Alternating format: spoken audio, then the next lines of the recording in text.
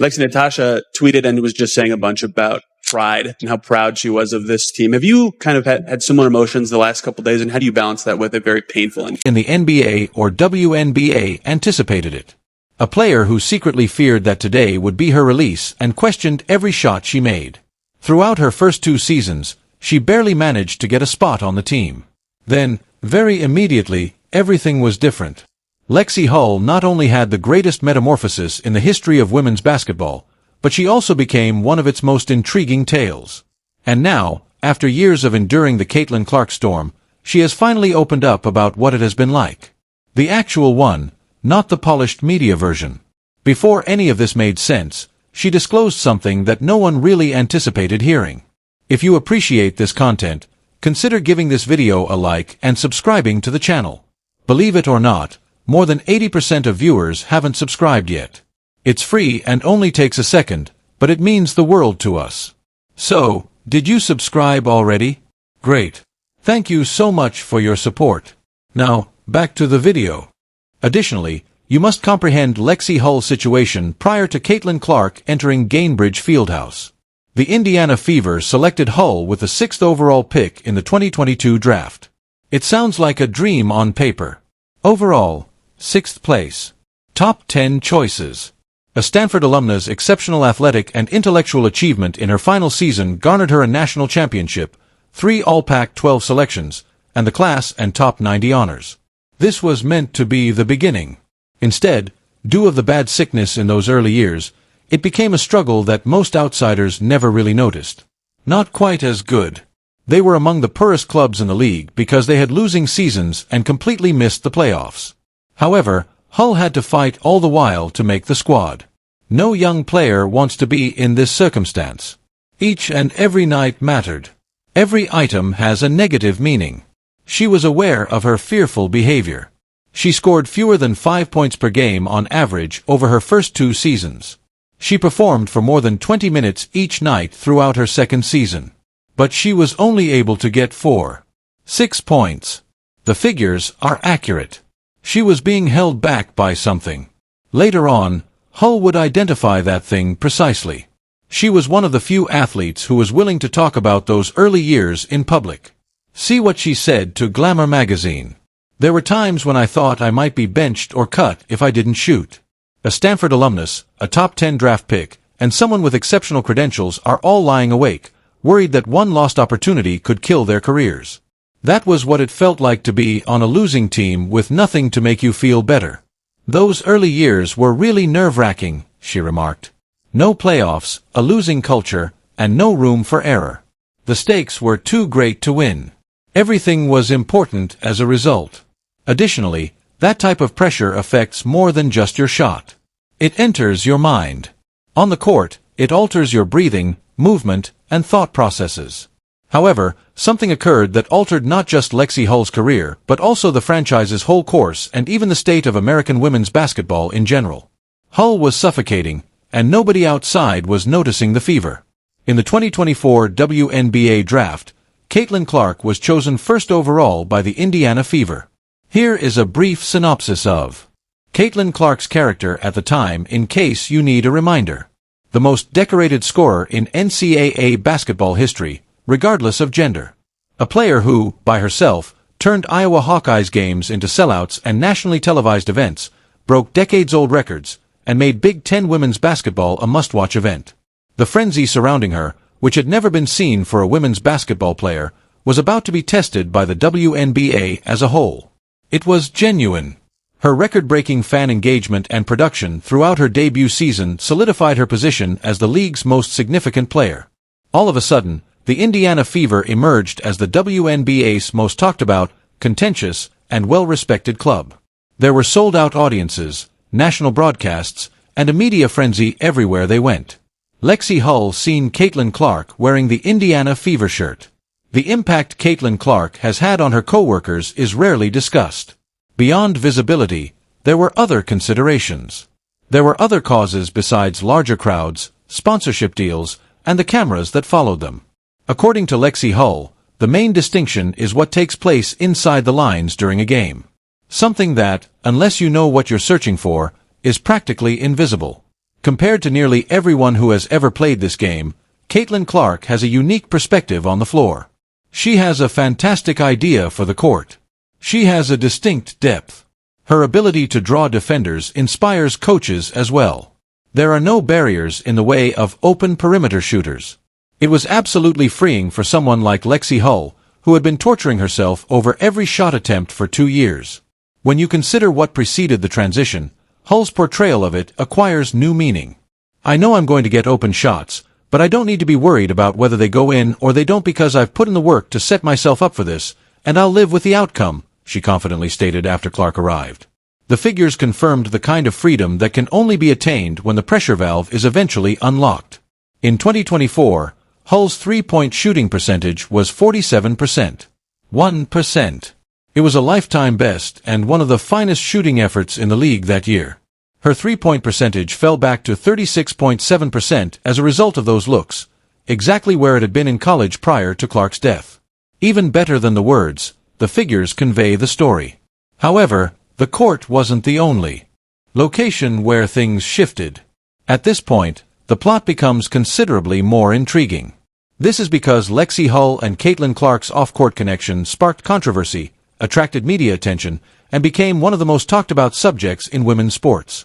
Many were really worried about Clark's adjustment to a locker room full of strangers when she was chosen. She had played with her childhood co-workers, Gabby Marshall and Kate Martin, during her 4 years at Iowa. In a room where everyone else had already made connections, she was the brand's new face when she got to Indiana. The worry was genuine. Would she be a good fit? Would the current players welcome her, or would her attention offend them? And this is what actually took place. She and Lexie Hull fell in love almost instantly. They were hanging out off the court in Indianapolis at the end of that first season. As if they had been friends for years, they were laughing, experimenting with different beverages, and posting on TikTok together. During the Olympic break, the WNBA visited Mexico. Fans loved the connection, which was undeniable. But by 2025, the dynamic had grown to such an extent that it had a completely different name. What had been a duet became a trio in the off-season before to the 2025 season as Sophie Cunningham was transferred to Indiana. The three of them, Clark, Hull, and Cunningham, began referring to themselves as the Trace Latches, and their joint efforts produced some of the league's most popular and amusing content. Clark's well-known caddies at an LPGA Pro-Am event were Hull and Cunningham. They were always making fun of each other on social media. Clark may also benefit from some sun exposure, Hull quipped to People magazine in one of the most hilarious remarks of the off-season. Hull made light of Clark's lack of sun exposure when he shared pictures at Fever Media Day on Instagram with the message, "We are so back." It was the kind of taunting that only occurs in friendships when both parties are genuinely at ease with one another. Additionally, it provided the WNBA fanbase with a first-hand peek at the players' personalities. Hull stated that Clark will attend her wedding, which has been scheduled since Hull and Pittsburgh Pirates outfielder Will Matson became engaged in April 2025. Before being selected in the 6th round of the 2019 MLB draft, Matson was a standout baseball player at Stanford, where the two first crossed paths. He moved to Indianapolis to be with Hull after retiring from baseball due to a string of ailments, which speaks much about the foundation of her life. Even if everything has been friendly and happy, Hull made the decision to confront a side of playing with Caitlin Clark in a way that most people in her position would have ignored or completely avoided. And it's the aspect of this tale that merits the greatest focus. 2025 was one of the WNBA's most tumultuous seasons ever. Hull characterized Clark's arrival as having a specific demeanor, a seriousness, a focus, and an edge that implied she had completed her adjustment and was prepared to rule. How Hull informed reporters prior to the season that Clark's second year was clearly different. It's obvious that she's here and prepared to conduct business, according to Hull. And that read appeared to be perfect at first. Hull was playing the best basketball of her career through the first 7 games of 2025, leading the WNBA in three-point percentage at 55 and scoring more over 10 points per game. 6%. The Fever appeared to be a cohesive team at last. Then the wounds began. Clark missed a lot of games due to his quad problem. Then there was a groin problem. There was then another soft tissue issue. One of the most devastating pictures of the season was taken on July 15th, when Clark suffered his 4th injury in just a few months during a game against the Connecticut Sun. After giving it her all and witnessing everything go apart, Clark appeared to be holding back her tears as she got off the floor, rested her forehead on the basket structure and sat on the bench with a towel over her face. And Lexie Hull was sitting next to her, just as a true friend would when words fail to convey their emotions. Hull later discussed Clark's leadership position at the time in an honest manner. "Why me?" queries. Despite putting forth more effort than anyone else in the building, she was upset that her body would not cooperate. It was a challenging chapter. The Fever won despite Clark missing a large portion of the season. They persevered all the way to the WNBA semifinals, where they defeated the eventual champion Las Vegas Aces in a crucial Game 5 that required overtime prior to Indiana's final defeat. Hull's two-way persistence, which isn't evident in a box score, was a major factor in the run.